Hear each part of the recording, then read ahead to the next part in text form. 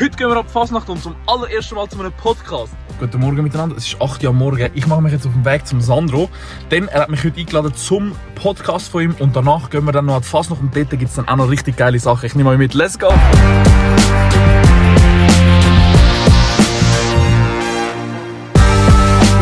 So, den Podcast haben wir jetzt erfolgreich aufgenommen. Jetzt geht es wieder heim und dann ready machen für die Fasnacht.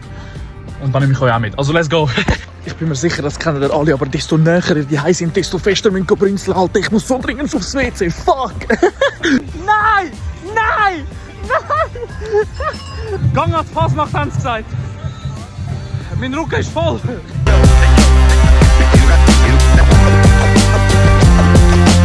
Es ist meine dritte Fasnacht überhaupt. Wir sind hier in Reichenburg im Kanton Schweiz und es ist so schön gesehen, die ganzen Kinder, wie sie rumgumpeln, Spass haben, Süßigkeiten klauen, es ist mega schön. Schreibt mal in die Kommentare, welche ist die beste Fasnacht und wo soll ich hinkommen? Ich habe das Militär gemacht, aber ich schieße mir in die Hose von diesen Teufeln. Wirklich, ich säckle weg, mir egal.